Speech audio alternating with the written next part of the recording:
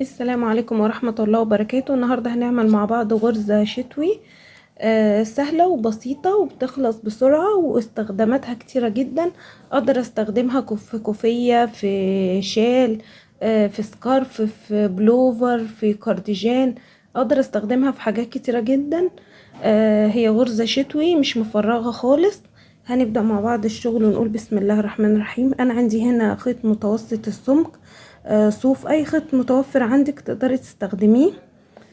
هسحب الخيط بتاعي بالشكل ده، واستخدمت هنا ابرة مناسبة للخيط بتاعي وهي 3.5 ملي. اول حاجة هعملها هلف الدايرة كده على صوابعي بالشكل ده او على الهوا كده، وهدخل الابرة في الدايرة والف الخيط على الابرة وهسحب الخيط بالشكل ده. يبقى انا كده عملت عقدة بداية. هلف الخيط على الابرة وهطلع من الحلقة، والف الخيط على الابرة وهطلع من الحلقات كده. انا بعمل غرزة سلسلة. هكمل غرزة السلسلة بتاعتي بعدد الغرز اللي انا محتاجاه للمشروع اللي هنفذه، سواء كان كوفية كان بلوفر. ممكن استخدمها في جوانتي، هي ليها استخدامات كتيرة جدا جدا جدا. انا هنا بعمل قطعة صغيرة كعينة عشان يعني نعرف الغرزة مع بعض بالشكل ده. هكتفي بكده بالسلاسل دي. انا عملت الجزء ده كده، هبدأ ارتفع سلسلة. وطبعا الغرزة اللي انا ارتفعت فيها دي مش بدخل فيها، وبدخل في تاني غرزة والف الخيط على الابرة واطلع كده. بقى معايا حلقتين على الابرة، هلف الخيط على الابرة وهطلع من الحلقتين، وكده انا عملت غرزة حشو. الغرزة اللي عليها الدور هدخل في الغرزة والف الخيط على الابرة وهطلع، والف الخيط على الابرة واطلع من الحلقتين كده. هي دي غرزة الحشو معايا. هكمل السطر كله بغرز الحشو. الغرزة دي من تكرار سطرين، ده يعتبر اول سطر.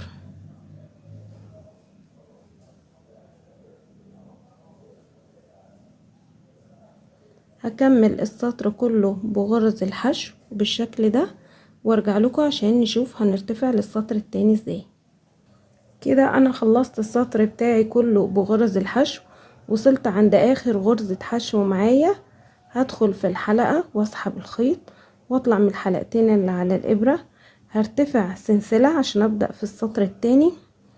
السطر التاني هدخل في اول غرزة تقابلني بالشكل ده تحت الحلقتين، وهعمل غرزة حشو، واللي بعدها غرزة حشو، واللي بعدها غرزة حشو. وهكمل السطر التاني كله بغرز الحشو بالشكل ده.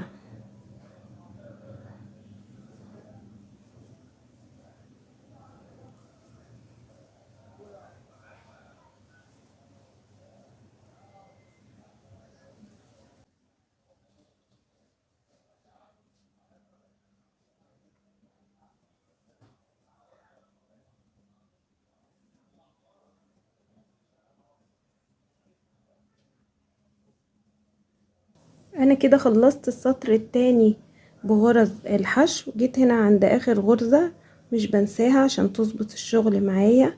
بدخل تحت الحلقتين بالشكل ده، بدخل تحت الحلقتين وبسحب الفتلة بتاعتي وبطلع من الحلقتين اللي على الابرة.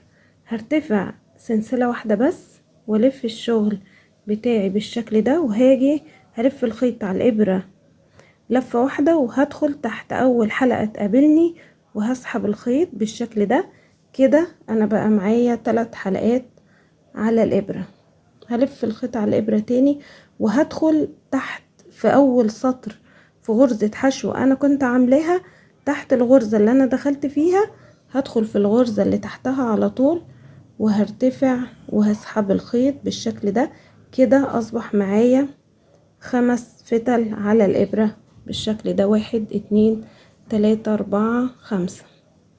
تمام. هلف الخيط على الابرة وهطلع من الفتل كلها بالشكل ده كده.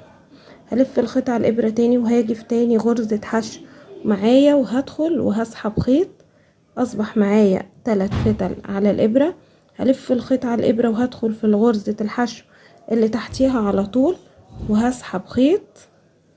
هلف الخيط على الابرة طبعا وهطلع من الخيوط كلها مع بعضها.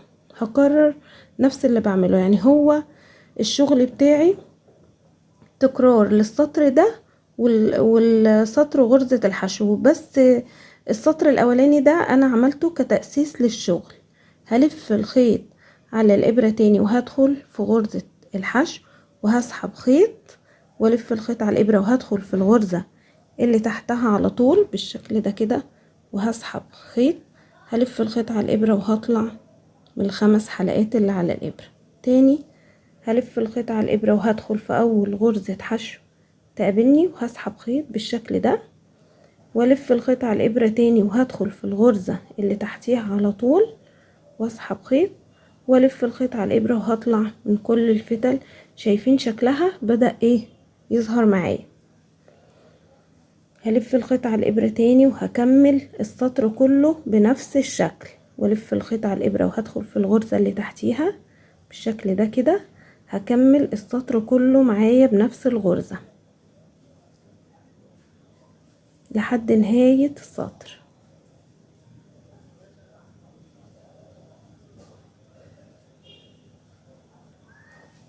خلصت السطر كله بالشكل ده.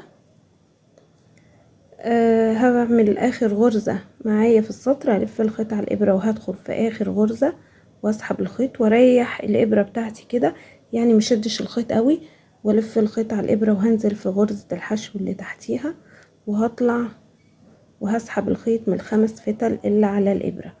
هلف الخيط على الابرة وهطلع كده ارتفاع سلسلة. هلف الشغل بتاعي بالشكل ده، هدخل في اول غرزة تقابلني وهدخل تحت الحلقتين وهعمل غرزة حشو، واللي بعدها غرزة حشو، واللي بعدها غرزة حشو، وهكمل السطر كله بغرز الحشو بالشكل ده. خلصت السطر بتاعي ووصلت لاخر غرزتين في السطر، ودي اخر غرزة اهي مش هنساها. اعملها غرزة حشو وارتفع سلسلة والف الشغل بتاعي وهدخل في اول غرزة تقابلني وهعمل غرزة حشو، واللي بعدها غرزة حشو، واللي بعدها غرزة حشو، وهكمل السطر كله بغرز الحشو بالشكل ده. يعني هكمل السطر بتاعي كله وهعمل ما بين كل غرزة 3 سطور حشو، مش سطرين زي ما بدأنا الشغل، لا انا هعمل 3 سطور حشو، وهقول لكم ليه انا عملت 3 سطور حشو، بس هخلص ال3 سطور وارجع لكم تاني.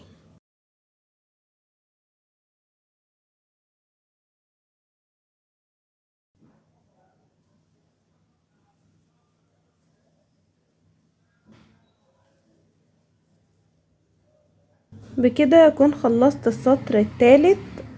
هرتفع سلسلة وهلف الشغل بتاعي بالشكل ده. انا كده عملت 3 سطور حشو، وده شكل الغرزة بتاعتي. هلف الخيط على الابرة وهدخل هنا في اول غرزة تقابلني وهسحب خيط، والف الخيط على الابرة وهدخل في الغرزة بتاعت السطر التاني وهسحب خيط بالشكل ده، وهسحب الخيط اللي على الابرة كله، وهرجع اكرر الف الخيط على الابرة وهدخل في تاني غرزة حشو تقابلني واسحب خيط، والف الخيط وادخل في الغرزة اللي تحتها على طول واسحب خيط بالشكل ده. وهكمل طبعا السطر كله بنفس النمط. انا ليه بقى عملت 3 سطور حشو؟ عشان يبقى فيه سطر حشو ما بين الغرزة والغرزة تظهر لي شكل الغرزة اكتر، وتكون الغرزة او القطعة بتاعتي مرنة بالشكل ده، مش بس مجرد انها غرزة مليانة مش مفرغة بس تكون ناشفة، لا مش هتكون ناشفة، هتكون مرنة معايا. هكمل السطر كله بالشكل ده لحد نهاية السطر.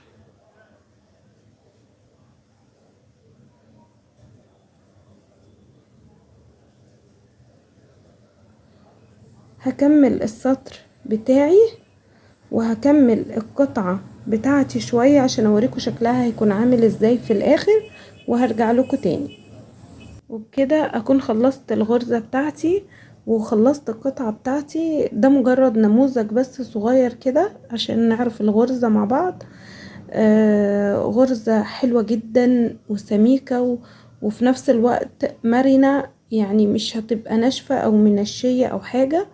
اتمنى الغرزة تكون عجبتك، ولو الغرزة عجبتك ما تنسيش لايك للغرزة واشتراك في القناة من الزرار الاحمر اللي تحت الفيديو. واشوفكم في فيديو جديد، والسلام عليكم ورحمة الله وبركاته.